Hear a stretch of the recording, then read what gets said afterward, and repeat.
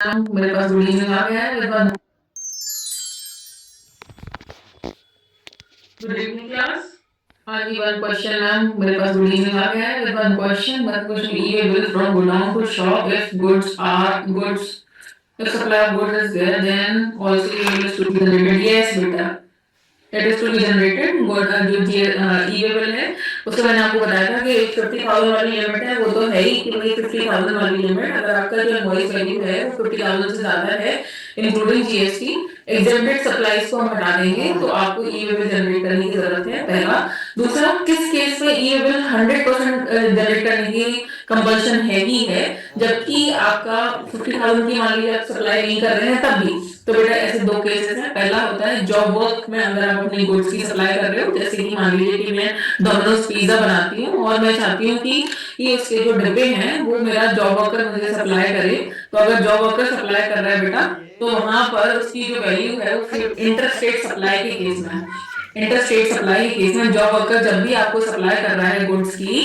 तो बेटा उसमें ई-वे-बिल बनाने की जरूरत है नंबर 2 अगर आपका हैंडीक्राफ्ट गुड्स अगर सप्लाई होते हैं एक स्टेट से दूसरी स्टेट भले ही उनकी वैल्यू जो है वो 50,000 से कम है जो टोटल वैल्यू है वो 50,000 से कम है तब भी वहां पर ई-वे-बिल बनाने की जरूरत 100% है ठीक है फिर उसके बाद में जो आप मेरे से क्वेश्चन कर रहे हो अभी मैंने आपको बताया कहाँ पर कि आपके पास में कहाँ पे कंपल्शन है जबकि 50,000 तक की आपकी जो इनवॉइस वैल्यू है वो नहीं भी है तब भी आपको इंटर स्टेट सप्लाई के केस में दो जगह बनाना पड़ेगा ठीक है पहला मैंने बताया जॉब वर्कर दूसरा मैंने बोला आपको हैंडीक्राफ्ट गुड्स फिर उसके बाद में मैंने आपको नोट्स प्रोवाइड किए हुए हैं वहां पर उसका सोल्यूशन आपके पास ऑलरेडी अवेलेबल है लेकिन फिर भी आप मेरे से पूछ रहे हैं तो मैं आपको बोल रही हूँ कि हाँ बेटा हमेशा आपको जब भी आपका ट्रांसपोर्टर इन्वॉल्व होता है तब आपको क्या करने की जरूरत है ई-वे-बिल बनाने की जरूरत है जब आपका इनवॉइस वैल्यू कहाँ से ज्यादा हो जाता है 50,000 जो गुड्स की वैल्यू है वो आपकी 50,000 से ज्यादा है तो आपको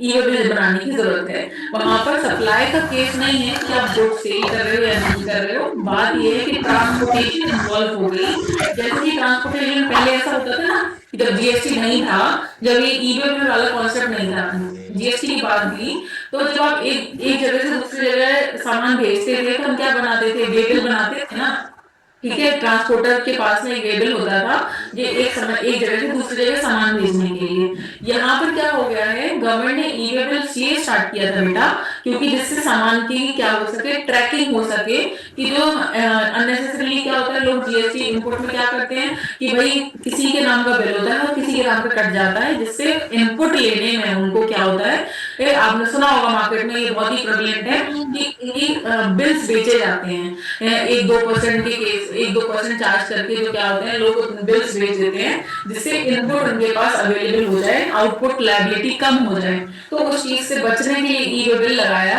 गवर्नमेंट ने और इसमें हमेशा क्या होती है सामान की ट्रैकिंग होती है तो इससे कोई फर्क नहीं पड़ता कि मैंने आपको बोला कि भाई कि क्या केस क्या है सिर्फ आपको दो चीजें चेक करनी है पहला ट्रांसपोर्टेशन इन्वॉल्व है क्या हाँ है क्या वो गुड्स एग्जेम्प्टेड सप्लाई में है नहीं है दूसरा कि भाई आपकी जो आपका जैसे ही ट्रांसपोर्टेशन हो रहा है उसमें इससे फर्क नहीं पड़ता कि जैसे किसी ने मेरे से पिछली क्लास में बोला था कि मैम हम मान लो 200 मीटर के ही अंदर जा रहे हैं तो क्या ई-वे-बिल की जरूरत है बिल्कुल जरूरत होती है ठीक है वहां पर टाइम बाउंड्री से कितनी होती है कि अगर आपको अप टू 200 किलोमीटर तक आपके पास में टाइम बाउंड्री है एक दिन के लिए ई-वे-बिल जनरेट होता है अगर आपने ई-वे-बिल कभी देखा होगा तो मैं आपको ऐसे बता देती हूँ बेटा ई-वे-बिल में क्या होता है कि आपका फर्स्ट पार्ट सेकंड पार्ट दो पार्ट इन्वॉल्व होते हैं उसमें कंसाइनर कंसाइनी जो इनवॉइस की वैल्यू है वो और जब वो जनरेट किया जा रहा है जैसे ही आपने क्या किया मैंने आपको सामान भेजा तो क्या होता है कि जैसे ही मैं सामान भेज रही हूँ मैंने अपना सामान क्या किया ट्रांसपोर्टेशन पे मैंने पुट कर दिया कि ये आपके पास जाएगा बेटा उसी टाइम मैं क्या करती हूँ ई-वे-बिल जनरेट करती हूँ जैसे ही जनरेशन होती है वहां पर लिखना होता है हमको मैं अपना जीएसटी नंबर डालूंगी के साथ में मतलब कंसाइनर का नाम हो गया रजिस्टर नंबर हो गया वैल्यू हो गई और फिर टाइम लिखा रहता है जैसे ही आप टाइम मेंशन करते हो ना बेटा तो जैसे 200 किलोमीटर के अंदर तक एक दिन का टाइम वैलिड होता है जैसे 200 किलोमीटर से ऊपर डिस्टेंस हो जाती है तो ई-वे-बिल 2 दिन के लिए जनरेट होता है तो जैसे 200 किलोमीटर के लिए क्या होता है दिन बढ़ता जाता है मतलब गवर्नमेंट अज्यूम करती है कि एक दिन में ई-वे-बिल जो है ना 200 किलोमीटर तक की ट्रांसपोर्टर डिस्टेंस कवर कर सकता है ठीक है बिल्टी को शॉर्ट में एक्सप्लेन कर दीजिए बेटा। बिल्टी ट्रांसपोर्टर के केस में यूज की जाती है। जैसे कि मैं एक पर्सन हूँ, मैंने बोला मैं कंसाइनर हूँ और आप कंसाइनी हो, मैंने आपको सामान बेचा, तो मैं क्या करूंगी बेटा, एक बिल्टी इशू करूंगी। बिल्टी एक ट्रांसपोर्टर की रिसीट है, ठीक है, जब गुड्स ट्रांसपोर्ट करने के ये इशू की जाती है, जिसमें क्या होता है, ई वे बिल क्या होता है, ई वे बिल ट्रैक करने के लिए होता है। जो ट्रांसपोर्टर की रिसीट होती है वो बिल्टी होती है, ठीक है। अब हम आगे बढ़े। आज मैंने आप लोगों को बहुत सारे नोट्स में कुछ वो दिए हुए हैं डिटेल में। How can we assume 200 kilometre.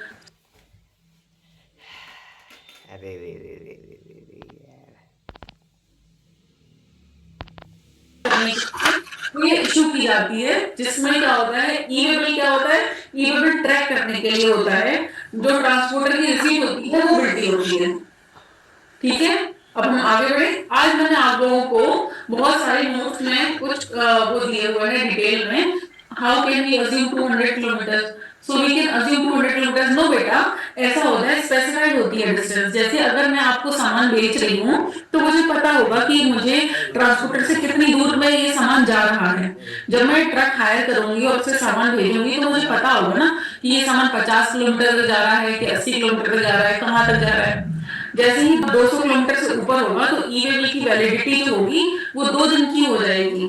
मैं ये वैलिडिटी का अजम्पशन क्यों चाहिए होता है या टाइम बाउंड्री क्यों चाहिए होती है, क्योंकि बेटा मीनवाइल क्या होते हैं, कुछ ऑफिसर अगर आपका सामान पकड़ लें, ट्रांसपोर्टर को पकड़ लें, जो ट्रक वाला होगा उससे पूछ लें कि भाई पेपर्स दिखाओ, ये किसका सामान कहाँ ले जा रहे हो, तो वो उसको जब ई वे बिल दिखाएगा ना तो उसमें वो टाइम बहुत मायने रखता है कि वो टाइम बार्ड नहीं होना चाहिए, ये वो उसी डिस्टेंस के लिए होना चाहिए। कंसाइनर, कंसाइनी और ट्रांसपोर्टर का नाम स्पेसिफाइड होना चाहिए, डिटेल स्पेसिफाइड होनी चाहिए, कंसाइनमेंट वैल्यू स्पेसिफाइड होनी चाहिए, जो सामान रखा हुआ है उससे मैच करना चाहिए, है ना। तो ये 200 किलोमीटर की डिस्टेंस है, ये एज पर जीएसटी लॉ हमें प्रोवाइड की गई है।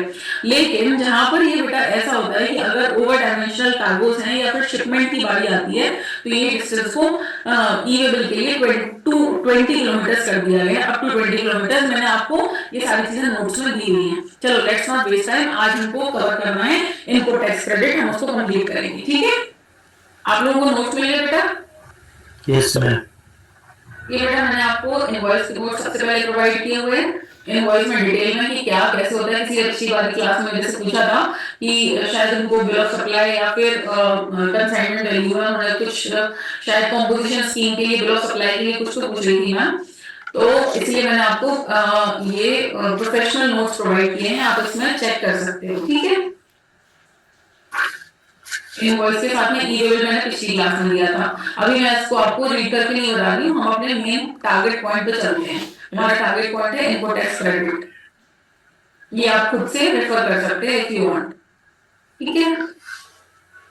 ये बेटा हमारे पास जो अभी यहाँ से आप नोट्स देख रहे हो आपकी स्क्रीन पर जो अवेलेबल है इनपुट टैक्स क्रेडिट, तो ये सबसे मेन इंपॉर्टेंट है जीएसटी में, क्योंकि हमारे पास क्रेडिट अवेलेबल होता है जो हम पेमेंट करके आए हैं उसको हम आगे हमें जो लायबिलिटी पे करनी है उसमें एडजस्टमेंट कर सकते हैं। वो कैसे कर सकते हैं, कब कर सकते हैं, कितने अमाउंट का कर सकते हैं, कौन सी कमोडिटीज पे या कौन से कैपिटल गुड्स पे कर सकते हैं, आप एग्जेम्पशन लेते हैं तो कर सकते हैं, या फिर कौन से टाइप की कमोडिटी को आप प्रोवाइड करेंगे तो कर सकते हैं। इनपुट के केसेस में, गुड्स के केसेस में, सर्विस के केस में हम इसको डिटेल स्टडी करने वाले हैं, ठीक है। स्टार्ट करें? Yes ma'am. बेटा जीएसटी चार जो है वो आपके लिए आपका बेस बनाने के लिए नॉलेज बेस्ड, ठीक है, थ्योरेटिकल नॉलेज बेस्ड क्लासेस हैं जो आपकी आज कंप्लीट हो जाएंगी। उसके बाद आपका प्रैक्टिकल 100% प्रैक्टिकल पोर्शन शुरू होगा, ठीक है। चलो बात कर लेते हैं। देखो बेटा ऐसा होता है कि जैसे ये यहाँ पर है सप्लायर, ठीक है, वो क्या कर रहा है, गुड्स की सप्लाई कर रहा है, सप्लाई ऑफ गुड्स और सर्विसेज। वो क्या करेगा, इनवॉइस बनाएगा। टाइम ऑफ सप्लाई इसको छोड़ दीजिए, टाइम ऑफ सप्लाई मतलब कि उसने with in time invoice create कर दिया और आउटपुट जीएसटी पेमेंट जो है वो उसने कलेक्ट करनी है, ठीक है, टाइम पर वो रिटर्न करेगा। ऑब्वियस सी बात है, जो सप्लाई है अगर वो नॉर्मल स्कीम में है, मैंने आपको बताया था पिछली क्लास में, हम ऑलरेडी डिस्कस कर चुके हैं बेटा कि हमारे पास 2 स्कीम है, एक है रेगुलर स्कीम और दूसरी है कॉम्पोजिशन स्कीम, ठीक है। तो जो रेगुलर स्कीम में पर्सन होता है, रजिस्टर्ड पर्सन, वो क्या करेगा बेटा, जब भी वो सप्लाई करता है गुड्स की, वो क्या करता है, नेक्स्ट मंथ की, जैसे अभी हमारे पास जो मंथ चल रहा है वो चल रहा है फरवरी, फरवरी 28 को खत्म हो जाएगा। तो मैंने फरवरी में जितनी भी सेल की है, ठीक है, उसको मुझे क्या करना पड़ेगा, मार्च 11 मार्च तक जीएसटीआर 1 में मुझे बताना होगा गवर्नमेंट को कि मैंने कितनी सेल करी है। ठीक है, तो मैं क्या करूंगी, जीएसटीआर 1 फॉर्म भरूंगी जीएसटी पोर्टल पे, जीएसटीआर 1 11 मार्च तक क्या करूंगी, रजिस्टर अपनी ई लाइबिलिटी रजिस्टर को अपडेट करूंगी, गवर्नमेंट को बताऊंगी कि मैंने कितनी सेल करी है, कितनी क्या करी है बेटा, सप्लाई करी है। ठीक है, अब जो है हमारा रिसिपिएंट, यहाँ पर सप्लायर ही को दे लो, अभी सप्लायर ही है।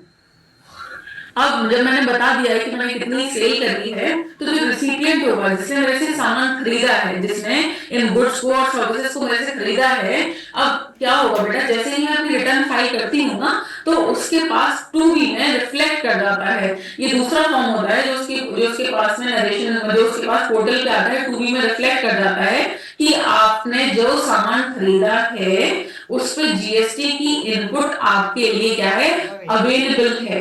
तो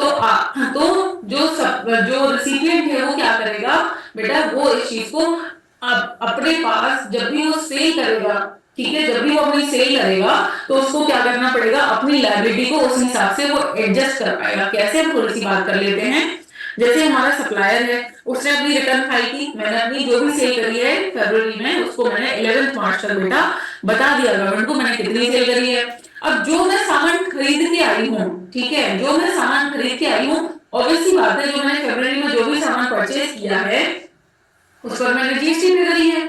जब मैंने जीएसटी पे करी है तो अभी तो मैंने जीएसटीआर 1 में सिर्फ बताया है गवर्नमेंट को कि मेरी सेल हुई है। सपोज करते हैं कि मेरी सेल जो हुई है वो 1 लाख सेल हुई है मेरी, ठीक है, और मैंने उस पर जीएसटी जो पे किया है वो 18% पे किया है। मेरे पास 18,000 रुपए का क्या है, इनपुट है। ये क्या हो गया बेटा, इनपुट।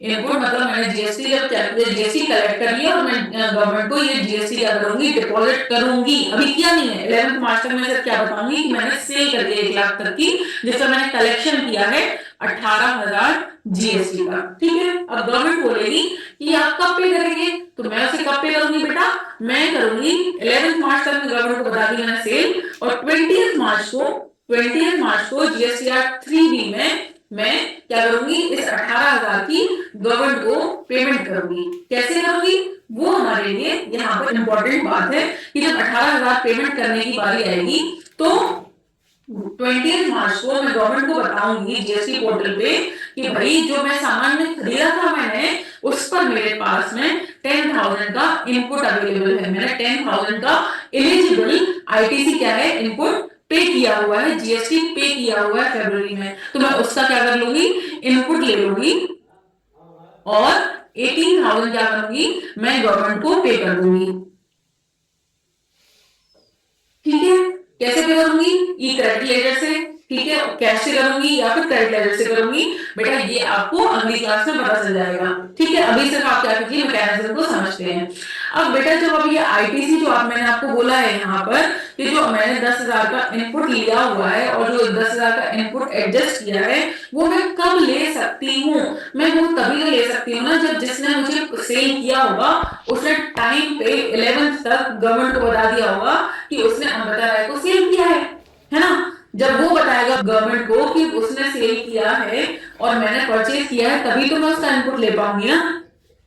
तो बेटा यहाँ पर हमारे पास में क्या है, आईटीसी की कुछ कंडीशंस हैं। पहला कि जिसने मुझे सामान बेचा है उसने टाइम पर अपना रिटर्न फाइल किया होना चाहिए, उसने टाइम पर अपना जीएसटीआर 1 फाइल किया हो जाना चाहिए।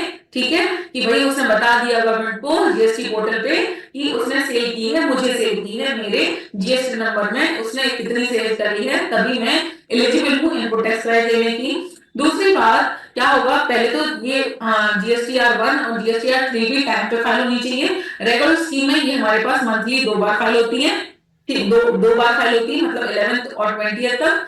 और जब हम बेटा यहाँ पर क्वार्टरली रिटर्न और मंथली पेमेंट वाली स्कीम में हम आगे पढ़ेंगे, उसमें क्या होता है कि आपको पेमेंट तो आपकी मंथली जाती है लेकिन रिटर्न जाती है आपकी क्वार्टरली। कॉम्पोजिशन स्कीम में बेटा आपको इनपुट नहीं मिलता है, जो ये इनपुट मैंने 10,000 का यहाँ पे ले लिया है वो मुझे नहीं मिलेगा, वहां पर मुझे क्या करना पड़ेगा, क्वार्टरली मैं सिर्फ बताऊंगी कि भाई मैंने कितने की सेल करी है, मैंने 1 लाख की सेल करी है, उस पर जीएसटी क्या है, मैंने 18,000 रुपए की जीएसटी मैं चार्ज ही नहीं कर सकती, मेरा रेट अलग होगा, जो मैंने आपको पिछली क्लास में बताया था कि 1%, 5%, 2%, एज द केस में भी, जैसे आप मैन्युफैक्चरर हो, ट्रेडर हो, या फिर आप क्या हो, रेस्टोरेंट सर्विसेज में हो। ठीक है, रेस्टोरेंट सर्विसेज में मैंने आपको 5% बताया था, याद है आप सबको? Yes, ma'am. Yes, yes, ma'am. Yeah. Yes, ma'am. Yes ma'am, ठीक है, वेरी गुड। आप लोगों को समझना चाहिए, नहीं तो फिर क्या फायदा। Yes, ma'am.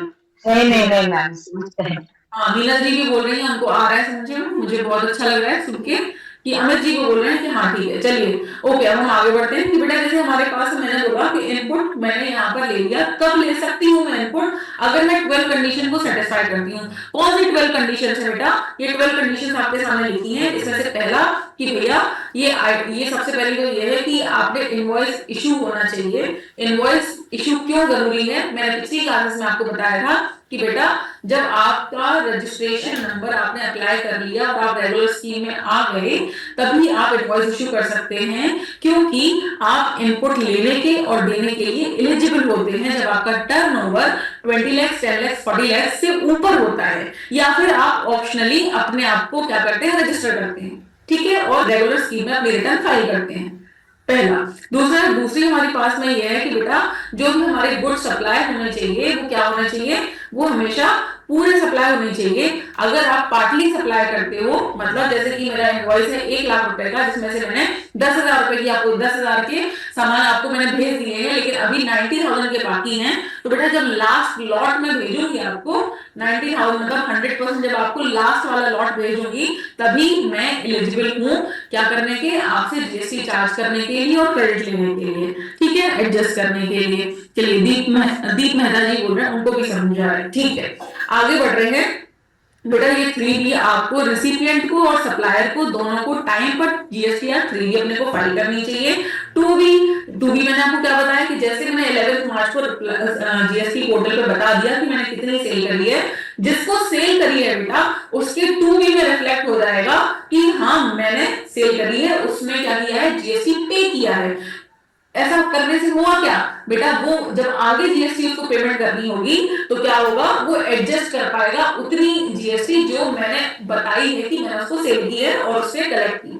ठीक है, उसके बाद बेटा क्या होता है, यहाँ पर हमारे पास में एक ये है कि सप्लायर डिड नॉट पे जीएसटी। यहाँ पर हमारे पास टाइम लिमिट है कि आप जीएसटी को कब तक बुक कर सकते हो, कब तक उसका क्रेडिट ले सकते हो। मान लीजिए कि मैंने जिससे परचेज किया है और उसने अपनी क्या की है, अपने उसने जीएसटीआर 1 में तो बता दिया कि हाँ उसने सेल करी है मुझे, लेकिन उसने 3B में जब उसको 20 मार्च तक बताना था कि भैया उसने सेल, उसने जीएसटी की वो पेमेंट भी कर दी जो उसने मेरे से कलेक्ट किया है, मान लीजिए उसने 3B ऑन टाइम नहीं भरा, ठीक है, तो भाई रिसिपिएंट मतलब जो सप्लायर है अगर उसने टाइम पर नहीं भरा तो मेरी 2B में रिफ्लेक्ट नहीं होगा। जब मेरी 2B में रिफ्लेक्ट नहीं होगा और मैंने उसका एडजस्टमेंट लेने की कोशिश करूंगी तो मुझे नहीं मिलेगा। लेकिन कब तक ये चीज पॉसिबल हो सकती है कि मुझे क्रेडिट अवेलेबल हो जाए बेटा, 1 साल तक। ठीक है, लेकिन 1 साल तक भी कब तक, तो उसके लिए हमारे पास टाइम दिया हुआ है 30 सितंबर, और रिसिपिएंट और अगर रिवर्स करने की बारी आती है तो रिवर्स करने का टाइम पीरियड है बेटा 30 नवंबर तक। अभी इस पे हम प्रैक्टिकली नहीं जाते हैं, आप सिर्फ डेट याद कर लीजिए कि 30 सितंबर ऑफ नेक्स्ट फाइनेंशियल ईयर तक, 30 सितंबर ऑफ नेक्स्ट फाइनेंशियल ईयर तक क्या है, आपके पास में टाइम पीरियड अवेलेबल है जब तक आप क्या कर सकते हैं, वो क्रेडिट अवेल कर सकते हैं, वो क्रेडिट आपके लिए अवेलमेंट की पॉसिबिलिटी है। ठीक है, उसके बाद आगे मुझे क्योंकि मुझे ना थोड़ा सा ज्यादा कंप्लीट करना है, आज हमारा टारगेट थोड़ा सा ज्यादा है, तो हम थोड़ा जल्दी जल्दी बढ़ते हैं समझ के। मैं पूरी कोशिश करूंगी कि आप सब लोगों को ये चीजें समझ में आए, क्योंकि यही तो सबसे ज्यादा जीएसटी का कोड है। अगर आपने क्रेडिट समझ लिया, क्रेडिट का पूरा सिस्टम समझ लिया, तो आप समझिए आपको जीएसटी आती है। और एक्सेल शीट पे तो नंबर्स करना कोई इतनी बड़ी बात नहीं है, लॉ आना अपनी जगह इंपॉर्टेंट है, वो आना अपनी जगह इंपॉर्टेंट है। ठीक है, तो हम देख लेते हैं बेटा फिर उसके बाद में आती है हमारे पास फिफ्थ कंडीशन, बेटा 180 डेज में बिल की पेमेंट हो जानी चाहिए। ठीक है, जैसे मुझे किसी ने सामान भेजा है तो मुझे उसकी 180 डेज में पेमेंट कर देनी चाहिए on the basis of invoice. ठीक है, उसके बाद में जो यहाँ पर अगर कोई कंडीशन सेटिस्फाई नहीं होगी बेटा, तो हम उसी में पहुंच जाएंगे कि आपको जीएसटी का क्रेडिट आप क्या कर सकते हैं, बुक नहीं कर सकते हैं। ये बुक करने की हमारा कंडीशन पड़ते हैं। उसके बाद में हाँ जी शेख बोलिए। मैम अगर 180 डेज में पेमेंट नहीं होता है तो फिर क्या हम वो जीएसटी का जो अवेल कर सकते हैं क्या इनपुट? इनपुट बेटा आप अवेल तो कर सकते हैं, लेकिन फिर आपके साथ में प्रॉब्लम ये है कि आप उसको दिखा दीजिए कि हाँ ठीक है हमने लिया हुआ है, लेकिन आप क्या कर सकते हैं, अवेल नहीं कर पाएंगे जब तक एक्चुअल में आपने पेमेंट ना दिया होगा। ओके ठीक है, मैं इस चीज को मैं फिर से बोलती हूँ कि बेटा जीएसटी में सबसे मेन प्रॉब्लम ये है कि आपने एक बार गवर्नमेंट को बताना होता है 11 तारीख तक, और 20 तारीख तक हमको क्या करना होता है, एडजस्टमेंट करके सेट करना होता है पेमेंट करने, है ना। तो हमको जब जहां पर वो दूसरी वाली बात आती है ना पेमेंट करने की, एडजस्टमेंट करके पे करने की, भैया ठीक है जितना आपके पास इनपुट पड़ा हुआ है और जो आपने सेल करी है उसको एडजस्ट करके पेमेंट कर दीजिए, बस वही का पूरा खेल होता है। जो 20 तारीख होती है वही होती है कि भैया हमारे पास जो भी इनपुट है वो 2B में रिफ्लेक्ट हो रहा है ना, ठीक है। अगर 2B में रिफ्लेक्ट नहीं हो रहा है तो कहां से क्रेडिट ले लोगे, नहीं ले सकते ना। 2B में तभी रिफ्लेक्ट होगा जब हमारे पास में जो हमारा वेंडर है उससे टाइम पर अपनी जीएसटी रिटर्न टाइम पर भरी है। टाइम पर वो रिटर्न कब भरेगा, जब उसने आपसे पेमेंट रिसीव की होगी। हेलो, अगर उसने पेमेंट रिसीव नहीं की होगी तो वो काहे को भरेगा, या फिर वो जो भरेगा उसमें आपका नाम नहीं डालेगा, आपका रजिस्टर नंबर नहीं डालेगा। सही बात है, आगे बढ़ते हैं। देखो जो आपने इनवर्ट सप्लाई होनी चाहिए, जो भी इनवर्ट सप्लाई होगी मेरी, वो बिजनेस में ही सारा सामान यूज होना चाहिए। ऐसा नहीं हो सकता कि मैंने क्या किया, सामान में परचेज करके लाई और अपने घर पे यूज कर दिया तो आपको जीएसटी की आपको क्या मिलेगी, क्रेडिट नहीं मिलेगी। वो हमेशा आपका बिजनेस में या फिर बिजनेस के ही पर्पज में यूज होना चाहिए। अगर आप उसे पार्शली कहीं यूज कर रहे हो तो उसको पार्शली आपका क्रेडिट क्या हो जाएगा, लैप्स हो जाएगा। ये थोड़ा सा थ्योरेटिकल मैटर है कि लोग क्या कर सकते हैं, उसको डिटेक्ट नहीं कर पाते हैं, ऑफिसर डिटेक्ट नहीं कर पाता है।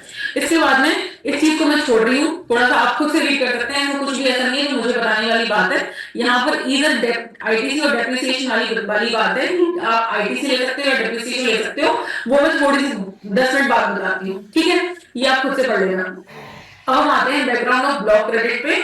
ये बेटा इनपुट के लिए जो भी आपके पास में चीजें अवेलेबल है, आप क्या परचेज करेंगे अपने बिजनेस में। आप motor vehicle, car, vessel, aircraft, मतलब मोटर व्हीकल में आप परचेज करते हैं, उसके लिए आपको क्रेडिट बेटा इन जनरल नहीं मिलता, ठीक है। आपने 4 व्हीलर परचेज की है, आपको नहीं मिलेगा। लेकिन 3 केसेस ऐसे हैं जहां पर आपको व्हीकल के केस में आपने जो जीएसटी पे करी है उसका आपको क्या मिलता है, क्रेडिट मिलता है। वो कौन से 3 केस है मैम, बेटा ट्रांसपोर्टेशन सर्विसेज जो लोग प्रोवाइड करते हैं उस केस में, ट्रांसपोर्टेशन की सर्विसेज प्रोवाइड करते हैं उस केस में। जैसे कि मैंने क्या किया, मैंने कार खरीदी और मैंने ओला में चला दी, क्या किया, मैंने ट्रांसपोर्टेशन ऑफ सर्विसेज प्रोवाइड कर रही हूँ मैं।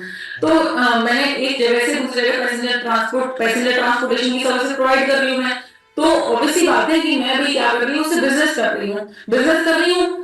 तो कैसे कर सकती हूँ, या तो मैं ट्रांसपोर्टेशन करूंगी लोगों का, पैसेंजर्स का, या फिर मैं किसी को कार सिखाने के लिए उनको यूज करूंगी। तो इस केस में क्या होगा, मुझे जीएसटी का इनपुट मिलेगा। लेकिन अगर आपने अपने बिजनेस में कार व्हीकल, मोटर व्हीकल कुछ भी खरीदा हुआ है, बेटा आपको इनपुट नहीं मिलेगा। क्या ट्रक के केस में आपको इनपुट मिलेगा, हाँ मिलेगा। और किसी केस में क्या इनपुट मिल सकता है, हाँ बेटा अगर आपका जो मोटर व्हीकल है उसमें सीटिंग कैपेसिटी जो है वो 13 या उससे ज्यादा लोगों की है तो आपको मिलेगा, नहीं तो नहीं मिलेगा।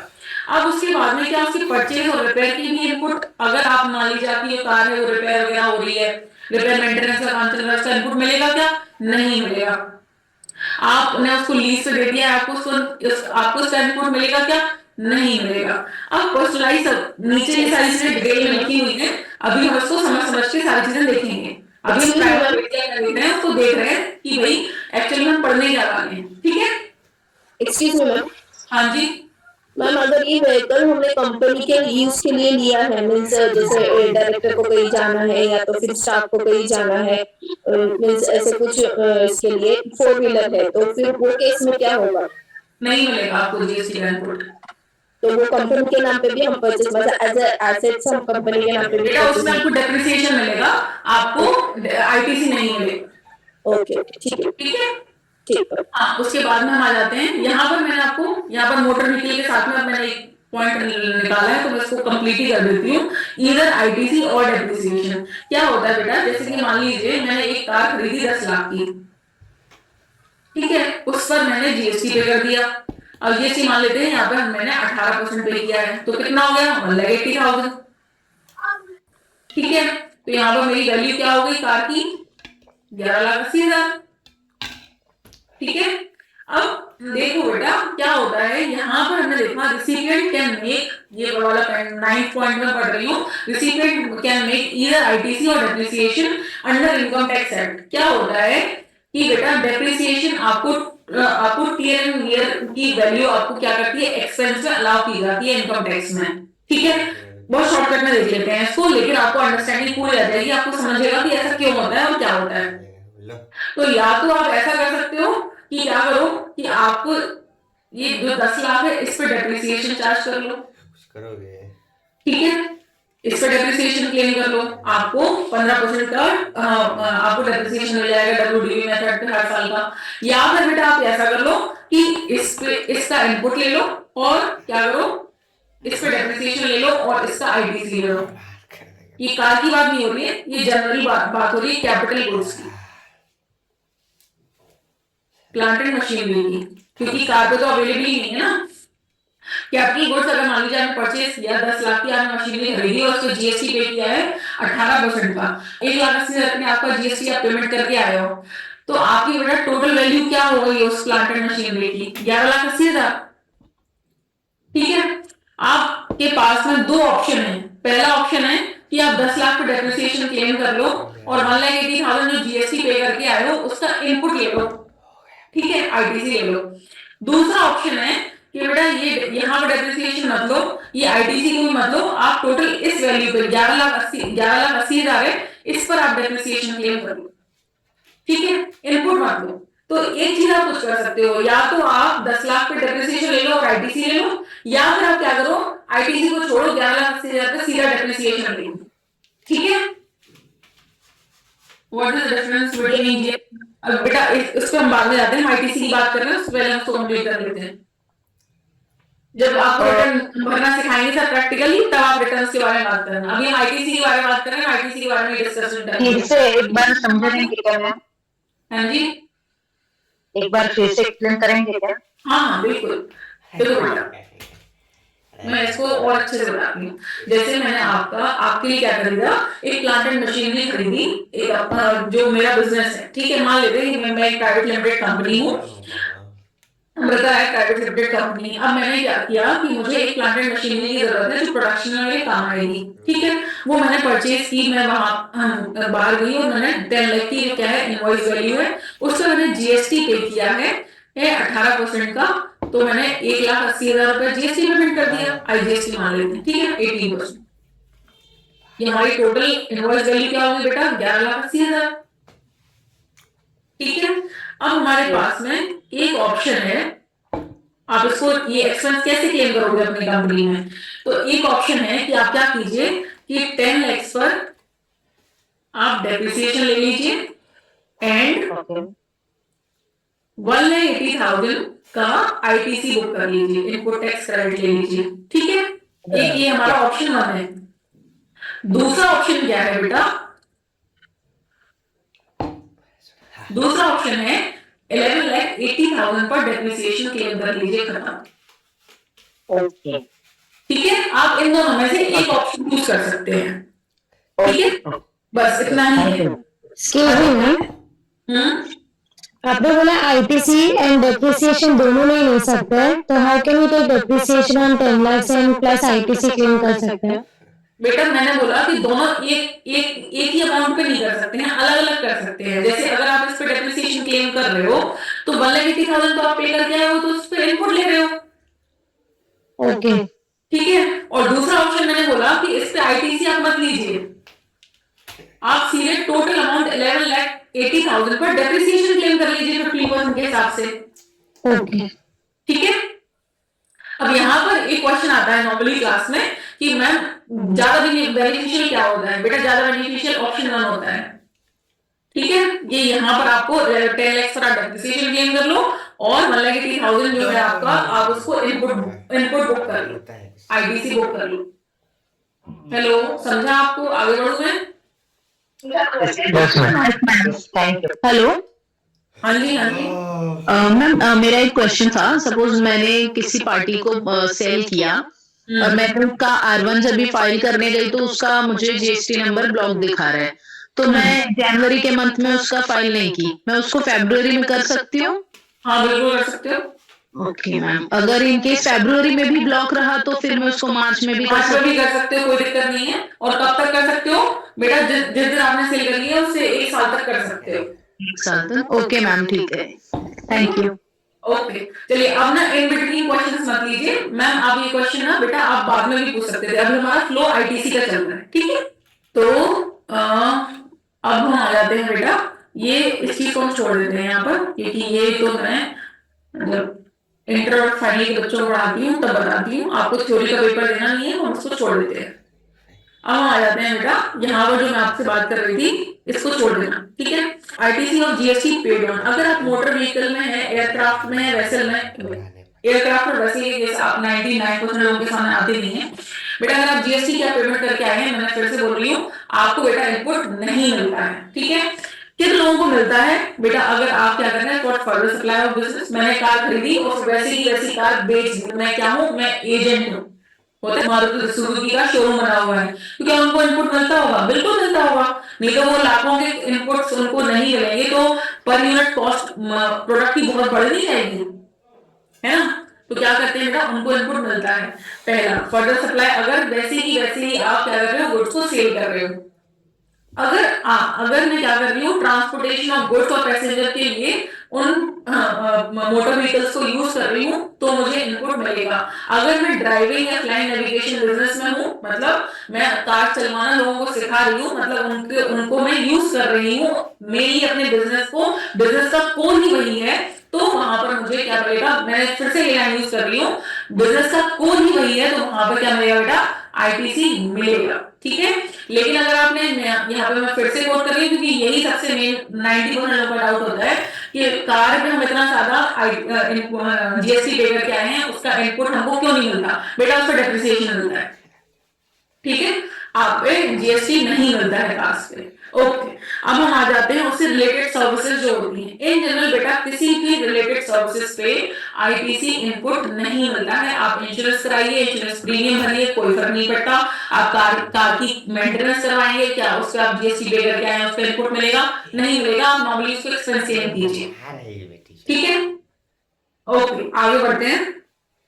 अब यहाँ पर लिखा है आईटीसी शैल बी अलाउड, बेटा ये हमारे जो पेपर एग्जाम में जाते हैं थ्योरेटिकली, उनके लिए ये मैं डिटेल में बताती हूँ। यहाँ पर मैं एक लाइन में बता देती हूँ कि बेटा अगर आप स्टॉक इंश्योरेंस करवाते हैं, जैसे जो मैंने अभी एग्जांपल दिया आपको कि मारुति सुजुकी वाले हैं, वो कम से कम तो 200 गाड़ियां तो रखेंगे जब सेल कर रहे होंगे, तो 200 गाड़ियों के लिए वो क्या करवाते हैं, वो इंश्योरेंस कंपनीज को इंश्योरेंस प्रीमियम भरते हैं, वो स्टॉक इंश्योरेंस करवाते हैं, तो उस केस में उनको मिलेगा। आपने अपनी कंपनी में परचेज करी है कार, अपने डायरेक्टर के लिए, अपने लिए या अपने एम्प्लॉइज के लिए, आपको मिलेगा, ठीक है? तो यहाँ पर ये आपके लिए रिलेवेंट नहीं है। ये वैसे है कि अगर जैसे आप जो स्टॉक कर रहा है कार का और स्टॉक इंश्योरेंस बना रहा है, उनके लिए अवेलेबल है, ठीक है? आगे बढ़ते हैं। ये बस वाली लाइन लिखी हुई है जो मैंने आपको भी बस या ट्रक के लिए बताया था, उनके लिए अवेलेबल है, बट मोटर कार्स के लिए नहीं। Personalised services, club membership, food beverages, outdoor catering, health service, gym या cosmetic plastic surgery, health insurance, life insurance, personal trip, transportation, बेटा इसका कोई आईटीसी अवेलेबल नहीं है। आप भले अपने नाम पे उनका इनवॉइस ले लीजिए, अपनी कंपनी के नाम पे ले लीजिए, उससे कोई फर्क नहीं पड़ता। ये जनरल एक्सपेंस है, इसका इनपुट नहीं मिलता है। पर्सनलाइज्ड सर्विसेज पे जीएसटी का इनपुट नहीं मिलता है, ठीक है? No ITC is allowed generally. लेकिन कौन सी लोगों को इनपुट मिलता है बेटा? जैसे मान लीजिए कि मेरा सैलून है और मैं क्या करती हूँ, मैं किसी की सर्विस लेके अपने क्लाइंट को वही सर्विस प्रोवाइड करती हूँ, तो मैं क्या हूँ, मैं एक बिजनेस एंटिटी हूँ और मैं जैसी सर्विस ली मैं दूसरे को वैसी की वैसी प्रोवाइड कर दी, तो मुझे इनपुट मिलेगा क्योंकि मैं जो सर्विस ले रही हूँ वो अपने बिजनेस के लिए यूज कर रही हूँ, तो मुझे इनपुट मिलेगा। चाहे वो मैं मान लीजिए रेस्टोरेंट की सर्विस भी ऐसी ही होती है कि अगर मैंने जैसी ली है मान लीजिए और मैं वैसी की वैसी प्रोवाइड कर देती हूँ, तो मुझे इनपुट मिलेगा। लेकिन अगर मैं फाइनल कंज्यूमर हूँ ना, तो मुझे नहीं मिलेगा, भले ही मैं कंपनी के नाम पर कंज्यूमर हो गई तो भी मुझे नहीं मिलेगा, ठीक है? आगे बढ़ जाते हैं। Work contract service, one of the most important topic जो सब लोगों को इसमें डाउट होता है। बेटा रखो क्या होता है जब भी कोई इमूवेबल प्रॉपर्टी की बात भी आती है, लैंड की, बिल्डिंग की, उस पर जो भी कंस्ट्रक्शन का काम चल रहा होता है, वो कॉन्ट्रैक्ट सर्विस उसको बोलते हैं जब आपको कोई कॉन्ट्रैक्टर क्या कर रहा होता है, बिल्डिंग मटेरियल प्रोवाइड कर रहा होता है और लेबर भी प्रोवाइड कर रहा होता है, और क्या करता है आपको कंस्ट्रक्शन करने में क्या करता है, वो आपका काम करता है, ठीक है। उसको कहते हैं वर्क कॉन्ट्रैक्ट सर्विस, जहाँ पे वर्क भी चल रहा है और लेबर भी चल रही है, मतलब मटेरियल, सीमेंट, सरिया ये भी आ रहा है और साथ में लेबर भी है। तो इस केसेस में बेटा क्या हमको जीएसटी इनपुट अवेलेबल है? नहीं है, ठीक है। आपको इन चीजों का इनपुट नहीं मिलता है, ये सीधे सीधे कैपिटलाइज होती है और उस पर डेप्रिसिएशन क्लेम करते हो, जैसे कि मैंने मोटर कार के बेस पर बताया। मोटर कार में भी क्या होता है, आप डेप्रिसिएशन क्लेम करते हो। वर्क कॉन्ट्रैक्ट सर्विस के केस में, बिल्डिंग मटेरियल के केस में क्या होता है, आपको बेटा इनपुट अवेलेबल नहीं होता है। तो मैम कौन से केस में फिर अवेलेबल होगा? बेटा प्लांट एंड मशीनरी खरीदिए, आपको इनपुट अवेलेबल होगा। आप ऑफिस के लिए फर्नीचर खरीदिए, आपको इनपुट अवेलेबल होगा। आप goods and services operational purpose के लिए खरीदिए और उनको वैसे का वैसा बेच दीजिए या फिर मैन्युफैक्चरिंग में यूज कीजिए, उसके बाद उनको कुछ थोड़ा सा मॉडिफिकेशन कीजिए फिर बेचिए, तो आपको इनपुट मिलेगा। लेकिन जहां पर ह्यूज इन्वेस्टमेंट इन्वॉल्व होती है, वहां पर गवर्नमेंट ने किनारा कर लिया है और आपको सिर्फ डेप्रिसिएशन का छोटा सा वो दे दिया है कि हाँ बेटा लो ये ड्रॉप ले लो और डेप्रिसिएशन क्लेम करो, खत्म, इनपुट नहीं देंगे, ठीक है। तो मैंने आपको बोला मोटर कार पे नो इनपुट, मैंने बोला वर्क कॉन्ट्रैक्ट सर्विस पे या फिर मटेरियल या फिर वो ले रहे हैं मटेरियल लेबर का सर्विस ले रहे हैं, जिससे कि आपको कंस्ट्रक्शन में या बिल्डिंग के नाम पर बिल्डिंग को मैन्युफैक्चरिंग कंस्ट्रक्ट करने के लिए, sorry manufacture word is wrong, manufacture करने के लिए नहीं, बिल्डिंग को कंस्ट्रक्ट करने के लिए आप मटेरियल लेबर यूज कर रहे हो, बेटा उस पर इनपुट नहीं मिलता है। लेकिन क्या अगर आप कोई मशीनरी बड़ी लगा रहे हैं और उसमें आप मटेरियल या लेबर यूज कर रहे हैं, तो क्या उस पर इनपुट मिलेगा? मिलेगा, क्योंकि वो आप किस लिए बना रहे हो, प्लांट एंड मशीनरी लगाने के लिए बना रहे हो, उस पर इनपुट मिलेगा। लेकिन बिल्डिंग बनाने के लिए लगा रहे हो, बिल्डिंग मटेरियल यूज कर रहे हो, उस पर नहीं मिलेगा। आपने देखा होगा कि कोई भी बिजनेस एंटिटी है, जैसे मान लीजिए आप खुद के लिए या किसी के लिए भी बुक्स प्रिपेयर करते हैं, तो उसमें बेटा जो एंट्रीज आती है ना, अगर बिल्डिंग के नाम की होती है तो उस पर वो इनपुट बुक ही नहीं करते, वो सीधे सीधे क्या करते हैं, उसको बिल्डिंग के नाम पर ही बुक कर लेते हैं, सीधा अमाउंट होता है, उसमें जीएसटी का इनपुट नहीं आता है, सीधा सीधा कैपिटलाइज होता जाता है, क्योंकि उस पर डेप्रिसिएशन क्लेम करना होता है, ठीक है। हाँ, तो हम आ जाते हैं वर्क कॉन्ट्रैक्ट पे। हाँ, वर्क कॉन्ट्रैक्ट सर्विस में मैंने बोला कि बेटा जहां पर इमूवेबल प्रॉपर्टी की बात आ गई तो यहाँ पर हम बोलेंगे वर्क कॉन्ट्रैक्ट सर्विस पे no ITC allowed in general. लेकिन कौन सी केसेस में आपको अलाउड होता है? उस केस में सेम कि जैसे मैंने जैसी सर्विस ली है वैसी वो सर्विस को बेच दिया, जैसे मैंने कोई मटेरियल खरीदा और वैसे ही वैसा बेच दिया, मैंने 100 बोरी सीमेंट की खरीदी और 100 बोरी बेच दी, तो मैं क्या हूँ, मैं बिजनेस कर रही हूँ ना, जब मैं बिजनेस कर रही हूँ तो मुझे मिलेगा। लेकिन अगर वही है उस जो मैंने 100 बोरी सीमेंट की खरीदी और उससे मैं घर बना के बेचने लगी तो मुझे नहीं मिलेगा, ठीक है। तो अगर मैंने बोला कि भाई आप repair receive took place service of providing same service, तो मुझे मिलेगा। अगर मैं रिपेयर एक्टिविटीज में यूज कर रही हूँ तो वही मुझे मिलेगा, ठीक है।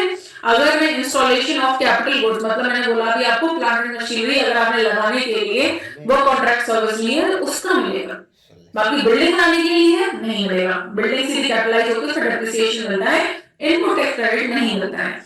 आगे वो देख लेते हैं बेटा, बिल्डिंग मटेरियल के बारे में ये पॉइंट लिखा हुआ है, आप इसे खुद से रीड कर सकते हो, there is nothing new, I have already told you, ठीक है। जो मैं आपको बता चुकी हूँ वही लिखा हुआ है। अब हम आ जाते हैं बेटा कॉम्पोजिशन डीलर पे। अब हमने पिछली क्लास में इस बारे में बात की थी कि कॉम्पोजिशन डीलर क्या होता है, तो मैंने बोला था बेटा कॉम्पोजिशन डीलर वो होता है जो एक लिमिटेड सप्लाई, मतलब उसकी जो सेल है वो 20 लाख से 40 लाख से ऊपर हो चुकी है, ठीक है, तो उसने रजिस्ट्रेशन ले लिया है, लेकिन उसकी सेल जो है वो 75 लाख या फिर 1.5 CR तक से नीचे है, तो उसके पास ऑप्शन है कि वो कॉम्पोजिशन स्कीम ले ले। उसको बेनिफिट क्या मिलेगा भाई, उसको बेनिफिट ये मिलेगा कि उसको हर महीने की रिटर्न फाइलिंग से वो बच जाएगा, ज्यादा उसको जीएसटी के HSN कोड में नहीं जाना है, उसको सीधा सीधा लगाना है कि भाई वो क्या कर रहा है, वो 5%, 1%, 2% अपना सीधा उसने जीएसटी लगाया और क्या किया, इनपुट से मतलब है नहीं उसको, इनपुट ना देने से ना लेने से, और उसने सीधे सीधे क्या कर दिया, अपना काम करना अपना रेगुलर रहा, उससे कोई फर्क नहीं पड़ता। तो यहाँ पर उसके केस में जब वो इनपुट दे नहीं सकता तो वो इनपुट ले भी नहीं सकता। यहाँ पर अगर वो कोई भी काम कर रहा है कॉम्पोजिशन डीलर, ठीक है, तो उसको बेटा ना इनपुट मिलेगा ना वो इनपुट पास ऑन कर पाएगा। उस बात को मैं पिछली क्लास में बोल चुकी हूँ, वही लिखा हुआ है। यहाँ पर नॉन रेजिडेंट टैक्सेबल पर्सन कौन है बेटा? नॉन रेजिडेंट टैक्सेबल पर्सन वो लोग होते हैं जो टेम्पररी आपके स्टेट में आते हैं, एक किसी एग्जीबिशन में या फेयर में किसी आउट ऑफ इंडिया से आए कहीं से भी, और वो कुछ दिन के लिए काम करके अपनी सेल वगैरह करने के लिए, जैसे आपने देखा होगा ट्रेड फेयर्स में अपनी फॉरेन कंट्री से लोग आते हैं, अपनी मशीनरीज अपने इक्विपमेंट दिखाते हैं, कुछ ज्वेलरी वाले आते हैं, कुछ ज्वेलर्स, मतलब कुछ ऐसे कुछ भी अपना उन्होंने इनोवेशन करा हुआ है, टेक्नोलॉजी बेस्ड भी आते हैं। उन्होंने जितने दिन का वो ट्रेड फेयर रहा उतने दिन उन्होंने काम किया और वापस अपने वो कंट्री चले जाते हैं, उनको बेटा हम कहते हैं नॉन रेजिडेंट टैक्सेबल पर्सन, कि कुछ टाइम के लिए आए काम करके और वापस चले गए। तो जितने टाइम के लिए वो आते हैं उतने टाइम के लिए उनको एडवांस में क्या करना होता है? जीएसटी की एस्टिमेटेड पेमेंट करनी होती है, जितनी वो एस्टिमेटेड सेल्स करेंगे 5 डेज इन एडवांस उनको करना पड़ता है। तो उसके लिए वो बोल रहे हैं कि भाई उनको जो जीएसटी की पेमेंट करेंगे वहां पर उनके लिए बोल रहे हैं कि मतलब वो स्पेशल केसेस को छोड़ देते हैं। अभी हम आगे बढ़ते हैं बेटा, फ्री सैंपल्स या सीएसआर एक्टिविटी। सीएसआर एक्टिविटी होती है कॉर्पोरेट सोशल रिस्पांसिबिलिटी की। जब आपका टर्नओवर किसी प्राइवेट लिमिटेड कंपनी का 200 सीआर से ऊपर होता है उसको करना पड़ता है। नॉर्मल केस में अगर आप क्या होता है, जनरल की जो हमारे पास कंपनीज अवेलेबल हैं या बिजनेस एंटिटीज अवेलेबल हैं, अगर वो फ्री डिस्ट्रीब्यूशन करती हैं गुड्स का, सर्विसेज का बेटा, तो उस केस में क्या होता है? उनको जीएसटी अवेलेबल नहीं होती है। जीएसटी के इनपुट का कोर यही है कि आपने जो भी इनपुट लिया है वो बिजनेस और बिजनेस के पर्पस के लिए यूज होना चाहिए, लेकिन फ्री में सप्लाई नहीं होनी चाहिए, पर्सनल यूज के लिए नहीं होना चाहिए, डोनेशन के लिए यूज नहीं होना चाहिए। ठीक है, चलिए हम कंटिन्यू करते हैं बेटा। मैंने बोला फ्री सैंपल्स और सीएसआर एक्टिविटीज के लिए, मतलब यहाँ पर मैंने आपको बोला था कि बिजनेस और फर्दरेंस ऑफ बिजनेस में हमारा यूज होना चाहिए हमारे गुड्स, सर्विसेज या फिर आपके कैपिटल गुड्स, तो ही आपको क्या है इनपुट अवेलेबल है, अदरवाइज नहीं है। अब हमारे पास आ जाते हैं यहाँ पर दूसरा, ये हमारा इंपॉर्टेंट पार्ट यहाँ पर खत्म हो गया है। दूसरा अनदर इंपॉर्टेंट पार्ट जो स्टार्ट होता है यहाँ पर, वो होता है बेटा कैपिटल गुड के केस में। क्या होता है कि हमारे पास कई बार ऐसा होता है कि कन्वर्जन होता है एंटिटीज का। जैसे कि मान लीजिए आप पहले कॉम्पोजिशन स्कीम में थे और अब आप रेगुलर स्कीम में आ गए, तो फिर इनपुट टैक्स क्रेडिट का क्या करेंगे कि पहले कॉम्पोजिशन स्कीम में थे, हमारे पास कोई भी इनपुट अवेलेबल नहीं था, अब हम रेगुलर स्कीम में आ गए हैं, तो हम क्या बिल्कुल स्क्रैच से स्टार्ट करेंगे या फिर हमको कुछ इनपुट मिल सकता है? बेटा अगर आप जिस दिन भी कन्वर्ट कर रहे हैं, ठीक है, अगेन आप जिस दिन भी कन्वर्ट कर रहे हैं, अपने आप को रेगुलर स्कीम में ला रहे हैं, इसका मतलब ये है कि आप फिर से मंथली दो बार अपनी रिटर्न भरेंगे। आप क्या करेंगे? इनपुट प्रोवाइड कर सकते हैं, मतलब इनपुट जो है वो किसी को प्रोवाइड कर सकते हैं, तो इनपुट आपका लेना बनता है। वहां उस केस में क्या होगा, आपके पास जो भी स्टॉक पड़ा हुआ है, मैंने बोला आपके पास जो भी स्टॉक पड़ा हुआ है बेटा, जिस दिन आपने कन्वर्ट किया है, अगर वो 1 साल से पुराना नहीं है तो आप उसका इनपुट ले सकते हैं।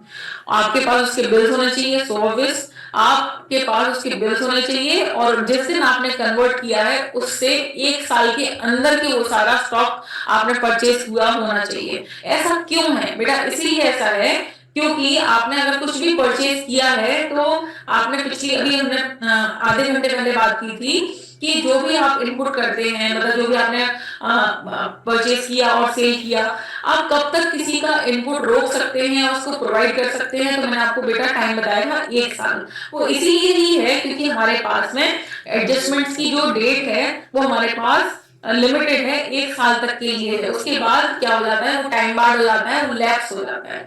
तो मैंने बोला कि जैसे ही आप क्या करते हैं, कॉम्पोजिशन से नॉर्मल स्कीम में आते हैं, तो आपके पास जो भी स्टॉक पड़ा हुआ है आपको क्या करना है बेटा, आप उसको अवेल कर सकते हैं, लेकिन उसका जो बिल होना चाहिए वो आपके पास अवेलेबल होना चाहिए। दूसरी बात, वो विद इन 1 ईयर में आपका परचेज किया हुआ होना चाहिए। ठीक है, फिर उसके बाद में ये मैंने आपको दूसरी बात आती है, जब भी आप कुछ भी सामान परचेज करते हैं, मैं जहां पे ऊपर मैं बोल रही थी आपको कि आपको कुछ भी एग्जेक्ट सप्लाई के लिए यूज नहीं करना है। जैसे कि मैंने परचेज किया, जो भी मैंने सामान परचेज किया, जो भी मैं सामान सेल करूंगी, वो सब पे टैक्स लगना होना चाहिए। जीएसटी इनपुट पर भी होना चाहिए, जीएसटी बेटा आउटपुट पर भी होना चाहिए। अगर एक जगह भी नहीं लगी, मान लीजिए जीएसटी आउटपुट पर नहीं है, तो बेटा इसका क्रेडिट कैसे मिलेगा? नहीं मिलेगा ना आपको। पर यूनिट कॉस्ट आपकी बढ़ जाएगी, इनपुट आपको नहीं मिलेगा। तो मैंने आपको बोला, मैं फिर से बोलती हूँ, बेटा आपको इनपुट आपको तभी मिलेगा जब जीएसटी आपका दोनों जगह पे है। रेट अलग अलग है उससे फर्क नहीं पड़ता, लेकिन दोनों तरफ होना चाहिए, ठीक है। एक भी जगह ऐसा नहीं होना चाहिए कि भाई हमारी तो यहाँ पर मान लीजिए जीएसटी नहीं है, मान लीजिए आप एक्सपोर्ट कर रहे हैं फिर क्या होगा, जीरो रेटेड सप्लाई प्रोवाइड कर रहे हैं तो क्या होगा, एग्जेम्प्टेड सप्लाई प्रोवाइड कर रहे हैं तो क्या होगा, बेटा उन सब केसेस में क्या होगा, आपका जीएसटी लैप्स हो जाएगा। एक्सपोर्ट के केस में आपको रिफंड मिल जाएगी बस, बाकी केसेस में आपकी पर यूनिट कॉस्ट बढ़ जाएगी, आपको जीएसटी का क्रेडिट नहीं मिलेगा, लेकिन इनपुट पे तो आप पे करके आ ही चुके हो, ठीक है। आगे बढ़ते हैं। ये यहाँ पर जो मैंने अभी आपको ये लाइन बताई थी, मतलब जो लाइन मैंने अभी बोली थी, input ITC booking on stock held in special cases, ये स्पेशल केसेस वही हैं जो मैंने आपको बोला बेटा, ये प्री आरसी पीरियड, रजिस्ट्रेशन के पहले वाले पीरियड, या फिर आपने composition scheme to regular scheme वाला पीरियड। ऐसा हो सकता है ना कि आपने पहले रजिस्ट्रेशन करवाया ही नहीं था, तब तक आप सारी चीजें परचेज कर चुके हैं, अपना काम स्टार्ट कर चुके हैं, आपकी सेल नहीं हुई वो थी तो आपने रजिस्ट्रेशन नहीं करवाया, तो ऑब्वियसली आप इनपुट नहीं ले पाए। लेकिन जैसे ही आपने रजिस्ट्रेशन करवा लिया, आपके पास रजिस्ट्रेशन सर्टिफिकेट आ गया, तब आप क्या करेंगे, आपके पास जो भी स्टॉक में है वो विदिन 1 ईयर का है, आपके पास इनवॉइस अवेलेबल है, आप बुक कर सकते हो, ठीक है। अब पिछली क्लास में मैंने आपको एक केस और बताया था कि बेटा आप सीधे चलते जा रहे थे, पूरे साल में आपकी सेल होती जा रही थी, एक पर्टिकुलर टाइम पे क्या होता है, आपने थ्रेशोल्ड लिमिट रीच कर ली। उस थ्रेशोल्ड लिमिट पे क्या हुआ कि आपके पास में ये है कि भाई हमारा जो है 40 लाख का टर्नओवर हो गया है, आज हमारी डेट जो है वो है 22 फरवरी है, 22 फरवरी को 22 फरवरी को ये रीच द थ्रेशोल्ड लिमिट और आपका जो टर्नओवर है वो 40 लाख पहुंच गया है। अब आप विदिन 30 डेज क्या कीजिए, विदिन 30 डेज आप जीएसटी रजिस्ट्रेशन के लिए अप्लाई कर दीजिए। जैसे ही आपको जीएसटी रजिस्ट्रेशन सर्टिफिकेट मिलेगा, आरसी मिलेगी, आप क्या कर सकते हैं, आप बेटा विदिन 30 डेज आपका अप्लाई होना चाहिए, तो आप क्या कर सकते हैं, आपके पास जो भी स्टॉक में पड़ा हुआ था 22 फरवरी को, जो भी सामान आपके पास स्टॉक में पड़ा हुआ था, आप उन सब पे इनपुट अपना क्या कर सकते हैं, बुक कर सकते हैं। ओके, कंडीशन वही है कि भाई आपके पास में इनवॉइस अवेलेबल होनी चाहिए और वो इनवॉइसेस आपके 22 फरवरी, तो मतलब आपके पास क्या हुई कि भाई 21 फरवरी प्रीवियस की वहां से लेके यहाँ तक का आपके पास क्या होना चाहिए बेटा, पूरा 22 फरवरी पिछले साल की जो थी वहां से लेके 22 फरवरी जो साल की अभी आज की डेट है, उतने का ही आपका स्टॉक परचेज किया होना चाहिए। अब हम आ जाते हैं कैपिटल गुड्स पे। ये वॉलंटरी रजिस्ट्रेशन बेटा ये है कि आपकी मनमर्जी, आप जैसे ही रजिस्ट्रेशन लेते हैं आप एलिजिबल हैं इनपुट बुक करने के। ओके, अब हम आ जाते हैं बेटा, नेक्स्ट टाइम से मैं ये नोट्स थोड़े और कट शॉर्ट कर दूंगी, हो सकता है आप लोगों को बोझ लगेगा, लेकिन ये बेटा प्रोफेशनल्स के लिए यूज होते हैं। चलो अब हम देखते हैं बेटा कैपिटल गुड्स के केस में आईटीसी।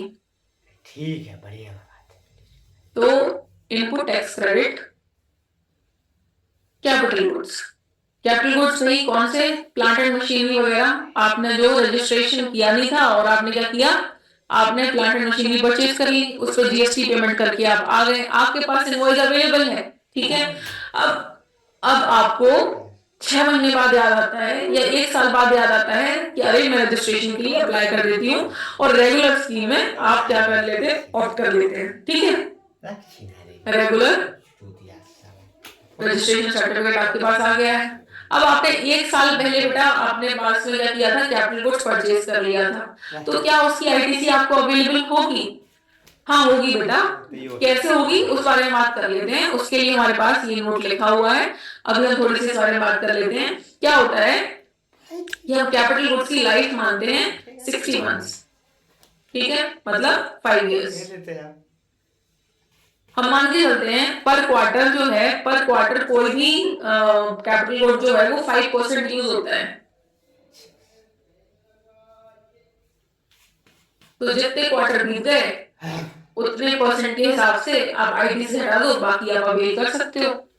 तो मैम कैसे करते हैं बेटा, ये है कि input tax related to such product जो भी आपके पास में है, मान लीजिए कि मैंने पिछली बार अभी आपको एग्जांपल दिया था, उसमें मैंने आपको बोला था कि 18,000 रुपए आपने जीएसटी पेमेंट करी है, 1 लाख का आपने खरीदा प्लांट एंड मशीनरी और उसको 18,000 रुपए की आपने जीएसटी पे करी थी।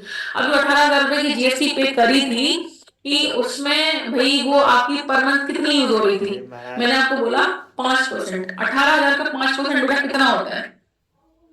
18,000 का बेटा 5% होता है 900। तो 900 पर क्वार्टर आपका क्या हो रहा है? आपका ये जीएसटी आपका यूज हो रहा है, मतलब आपका वियर एंड टियर में खप रहा है। बाकी आप क्या कर सकते हो? आईटीसी ले सकते हो। ठीक है, तो मान लीजिए कि आपने ये खरीदा था कब? अप्रैल में खरीदा था, और अभी हो गई है आपकी फरवरी। अप्रैल में आपने खरीदा था कोई कैपिटल गुड, और अभी आपकी हो गई है क्या? फरवरी। तो आपके कितने क्वार्टर बीत गए भाई? चलो लगा लेते हैं। अप्रैल में अगर आपने परचेज किया है तो अप्रैल टू जून, ये हमारा लास्ट क्वार्टर चल रहा है। किसको किसको समझाया?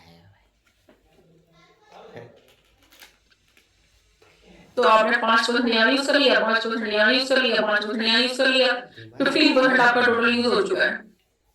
ठीक है, तो 900 मल्टीप्लाई बाय 3, या फिर आप टोटल 15% निकाल सकते हो। तो 2700 जो है वो आपका यूज हो चुका है। बाकी आपके पास बचा है 18,000 का, 2700 आप यूज कर चुके हो।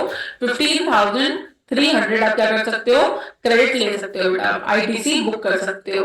कंडीशन वही है कि आपके पास में जो ये कैपिटल गुड आपने जो परचेज किया हुआ है ना, हाँ, तो वो आपका विद इन 1 ईयर आपका परचेज हुआ होना चाहिए। ठीक है, अगर आपने विद इन 1 ईयर परचेज नहीं किया हुआ है तो बेटा फिर वो लैप्स हो जाता है, और वो लैप्स में क्या हो जाता है? सीधी सीधी बात है कि उस पर डेप्रिसिएशन ही चल रहा होगा, तो आईटीसी की बात खत्म हो जाती है। ये सारी जिद्दोजहद इसीलिए ही है क्योंकि आईटीसी बुक करना हमेशा जो होता है वो स्मार्ट डिसीजन या बेनिफिशियल डिसीजन होता है टैक्स पर्पसेस के लिए, जिससे टैक्स में रिडक्शन आए और हमारी लायबिलिटी जो हो, आउटपुट लायबिलिटी, वो एडजस्ट होकर कम से कम हो पाए। ठीक है, अब आपको इस चीज से, ये सारी चीजें मैंने आपको थ्योरेटिकल बताई हैं। प्रैक्टिकली के लिए आपके साथ में शीट के साथ में सर डिस्कस करेंगे और आपको प्रैक्टिकली करके बताएंगे, पोर्टल के साथ आपको बताएंगे। ठीक है, अब हम थोड़ा सा और आगे चलते हैं, ये आप खुद से देख सकते हैं। इंटरेस्ट पेमेंट के लिए ये बता देती हूँ, थोड़ा सा बस इसी बात है कि अगर आपने जीएसटी टाइम पे नहीं भरा है तो आपको 18% पर एनम के हिसाब से till the date of payment आपको क्या करना पड़ता है? इंटरेस्ट पे करना पड़ता है। और आपके पास में एक ये मैंने शीट प्रोवाइड की है जिसमें आपके लिए क्या हुआ है कि भाई आपका जो आप रेगुलर स्कीम में हो तो आपको कौन कौन सी रिटर्न भरनी है, ये यहाँ पे लिखा हुआ है। जैसे टैक्स पेयर है आप, परमानेंट सी कैरेक्टर है आपका कि आप रेगुलर स्कीम में आते हैं। रेगुलर स्कीम में आपके पास 2 ऑप्शन है। पहला ऑप्शन है आप या तो नॉर्मल में चली जाइए, या फिर आप क्वार्टरली रिटर्न मंथली पेमेंट दूसरे स्कीम में चले जाइए। मतलब नॉर्मल में ही, रेगुलर स्कीम में ही आपके पास 2 ऑप्शन है। तो पहले ऑप्शन, अगर आप नॉर्मल में जाते हो बेटा, जिस बारे में मैंने बात की थी अभी अभी, कि आपके पास स्टेटमेंट क्या करना पड़ेगा? मंथली आपको जीएसटीआर 1 फाइल करना पड़ेगा 11th ऑफ नेक्स्ट मंथ। दूसरा, आपको पेमेंट कब करते हैं जीएसटी की? अभी हमने बात की थी थोड़ी देर पहले कि monthly by 20th of next month.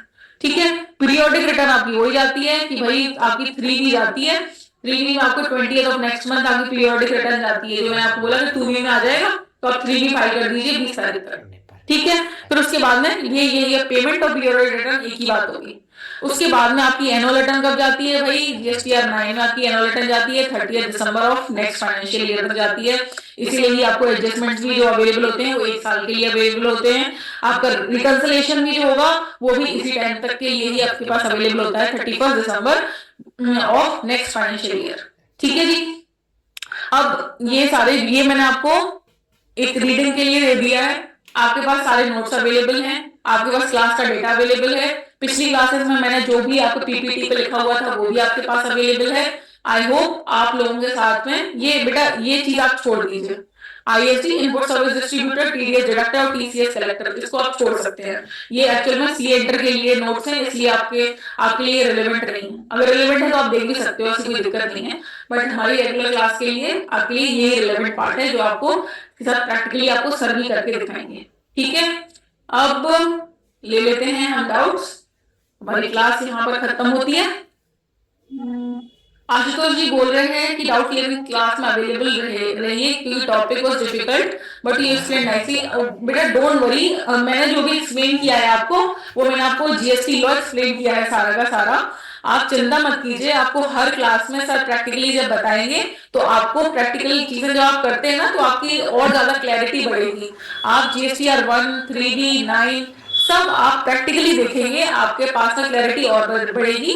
And don't worry about doubts, I will be there. आपको सिर्फ मैसेज करना है, आपके पास रिप्लाईज आ जाएंगे, ठीक है। Professional providing professional notes, I want to become professional. Okay बेटा, these are professional notes only, ये सीए सीएस सीएमए इंटर के ही नोट्स हैं, ठीक है। मैम मुझे एक क्वेरी है रिगार्डिंग अगर सपोज वेंडर अपने नाम पे बिल बनाता है एंड जीएसटी नहीं अप्लाई करता है, प्रोप्राइटर के नाम पे पेमेंट करता है, तो मैम आपने क्या किया, फिर से बोलेंगे। अगर वेंडर अपने नाम पे बिल दे रहा है एंड जीएसटी नहीं ले रहे हैं, वो प्रोप्राइटर के नाम पे पेमेंट कर रहे हैं, अगर मैम उन्होंने ऑलरेडी प्रोवाइडर के नाम पे कर रहे हैं, कैसे कर रहे हैं बेटा? अगर जीएसटी अगर आपको बिल दे रहे हैं और आपने बोला जीएसटी देते हैं ना मैम, फिर से बोलेंगे GST. Ma'am suppose ABC company है, उन्होंने कंपनी के नाम पे बिल दिया लेकिन पेमेंट प्रोप्राइटर के नाम पे ले रहे हैं, तो जीएसटी बिल दे रहे हैं, तो मैम ये जीएसटी में प्रॉब्लम क्रिएट नहीं हो सकता है क्या? बिल्कुल होगा, क्यों नहीं होगा। फिर वहां पे जब आप रिकंसिलेशन की बारी आएगी ना, तो वहां पे प्रॉब्लम होती है। लेकिन इसमें बात अच्छी ये चली जाती है बेटा कि पेमेंट किसी के नाम से भी हो, पेमेंट किसी भी अकाउंट से हो, जीएसटी नंबर किसका जा रहा है वो इम्पोर्टेंट है, क्योंकि बैंक अकाउंट रिकंसिलेशन की के साथ में मैच नहीं करना चाहिए जीएसटी, ऐसी कोई कंपल्शन नहीं है।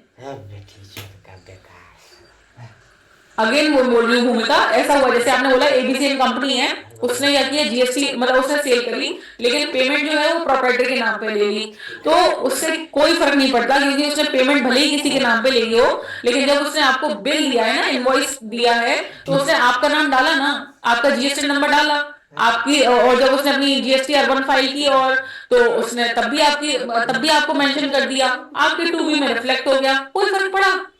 लेकिन मैं जीएसटी क्लेम नहीं करती हूँ, सपोज मेरी कंपनी जीएसटी क्लेम नहीं करती है, क्यों नहीं करती है? उसकी आपकी कंपनी की क्या पॉलिसी है, आप ये देखिए ना पहले। सपोज अगर ट्रस्ट है तो ट्रस्ट क्लेम नहीं करती है, कंपनी क्लेम करती है ना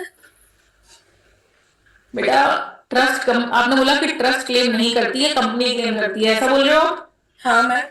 देखो ऐसा होता है कि आप जो भी रजिस्टर्ड पर्सन है वो सारे लोग अपना आईटीसी क्लेम कर सकते हैं विदाउट डाउट, ठीक है।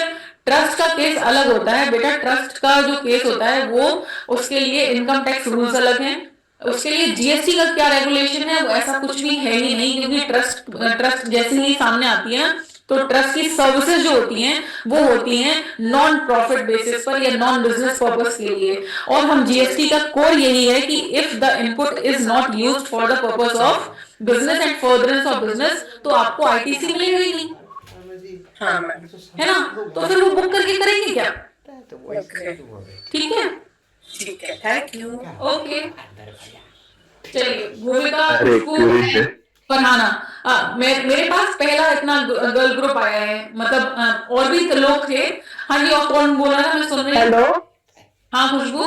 मैम, और मेरा ये क्वेश्चन था, जैसे ये इसमें लिखा है ये GSTR 09 में कि एनुअल रिटर्न 2 CR से मतलब ऊपर होनी चाहिए, तो अगर मेरी कंपनी का 1 CR या 1+50 है ऐसे, तो मैं GST 9 नहीं फाइल करूंगी ना? क्यों नहीं करोगे बेटा, आपके पास ऑप्शनल है, ये यहाँ पे कंपल्सरी करने के लिए यहाँ पर आपके लिए वो अमाउंट दिया हुआ है, जैसे कि इनकम टैक्स रिटर्न में होता है ना 2,50,000 से आपके ऊपर इनकम टैक्स लेवी हो जाएगा, लेकिन अगर आपकी इनकम अगर साल में 50,000 ही हो रही है, तो इसका मतलब ये थोड़ी ना है कि आप फाइल नहीं कर सकती हैं, आप तो करिए, कोई दिक्कत थोड़ी है उसमें। नहीं, सपोज अगर मैं नहीं कर रही हूँ क्योंकि अभी तक मैंने कभी किया नहीं है, तो उसमें कोई प्रॉब्लम नहीं आएगा ना? नहीं, कोई प्रॉब्लम नहीं आएगा। ओके मैम, बस यही कंफर्म करना था, थैंक यू। ओके मैडम हाँ, तो कराम जी बोलिए, मैं सुन रही हूँ आपकी बात। हेलो मैम, एक केस आया था मेरे पास ऐसा।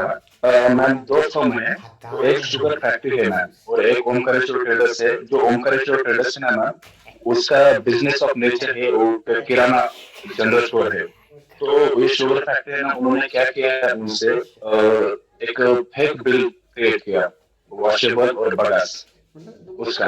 तो मैम उन्होंने क्या किया, उनका कंपोजिशन में नंबर है, तो ना हमने उनको पेमेंट किया 30 लाख का, और हम और एक पेमेंट और कर रहे हैं 30 लाख का, और उनका जीएसटी रजिस्ट्रेशन है ना ओमकारेश्वर का, तो 2017 का रजिस्टर है, लेकिन मैम उन्होंने अभी तक जीएसटी नहीं रिटर्न फाइल की, तो क्या प्रॉब्लम हो सकती है? तो आपको तो पेमेंट प्रॉब्लम ही प्रॉब्लम है ना भाई। आपने उनको पेमेंट कर दी, वो अपनी जीएसटी रिटर्न फाइल नहीं कर रहे हैं। मैं अभी थोड़ी देर पहले यही तो बार बार बोल रही थी कि आपका जो वेंडर है उसको टाइम से रिटर्न फाइल करनी होनी चाहिए। अगर वो नहीं करेगा तो आप कैसे क्रेडिट ले पाएंगे जीएसटी का, जब आपका वेंडर ही नहीं बता रहा है GSTR 1 में 3B में कि भाई उसकी सेल क्या है, वो कितना जीएसटी कलेक्ट कर रहा है और उसकी पेमेंट वो कर नहीं रहा है, तो आप कैसे क्रेडिट ले लोगे? आप नहीं ले पाओगे ना। और वैसे तो है मैम, लेकिन उनका कंपोजिशन में नंबर है ना मैम। सब एक सबसे बड़ी प्रॉब्लम है कि जो उनका बिजनेस ऑफ नेचर रहता है ना, वो उनका नहीं है। वो सैंड है, बगैस है, वो है ना उनका। नहीं, आपने बोला कि वो कॉम्पोजिशन स्कीम में है, आपने यही बोला। Yes ma'am. ये तो सब जब कॉम्पोजिशन में है तो वो तो वैसे भी उनका इनपुट तो आपको वैसे भी नहीं मिल रहा है, तो आपको क्या प्रॉब्लम है? कोई प्रॉब्लम नहीं है। ओके ओके, बस मुझे यही जानना था।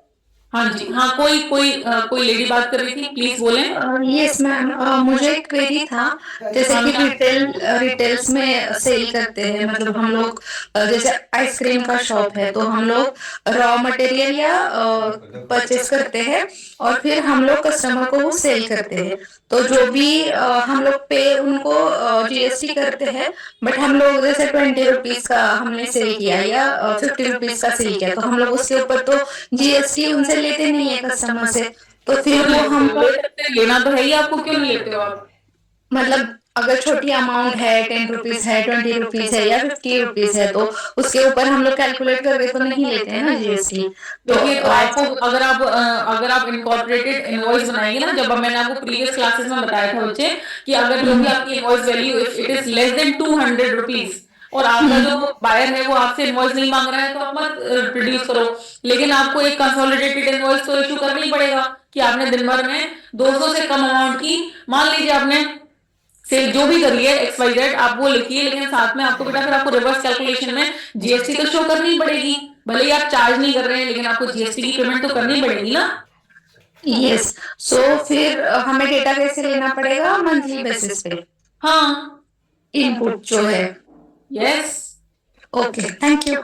okay, ma'am, if vendor is not showing in return, if vendor is not showing in return, then is it possible to do complain so that we can take ITC?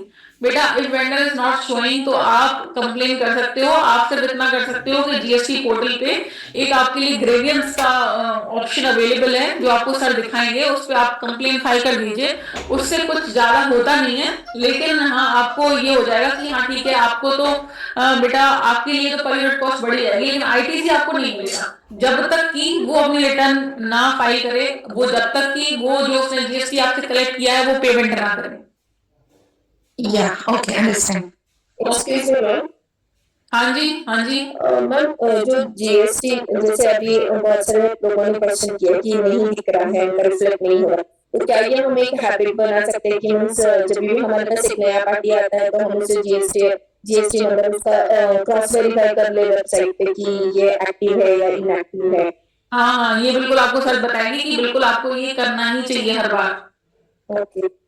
क्योंकि ऐसा होता है कि हमारे पास जो भी कस्टमर्स होते हैं ना, तो 70% तो रिपीटेड होते हैं, या श्योर। या जो वेंडर्स होते हैं वो 70% to 80% रिपीटेड होते हैं, 20% जो नए होते हैं, तो हम एक बार तो कर ही सकते हैं, इतना तो करना बनता है ना भाई। ओके, चलिए Tukaram ji thank you, Ashutosh ji thank you so much, thank you all of you. I hope the best for you all. आपकी आगे की क्लासेस जो है वो सर कंडक्ट करेंगे, रिमेनिंग क्लासेस सर लेंगे आपसे डिटेल में जीएसटी पोर्टल के साथ में। आप उनके साथ कंटिन्यू करें, हमारा सफर यहीं तक था। चलिए, take care, good night, bye bye. Good night, thank you ma'am. Thank you so much.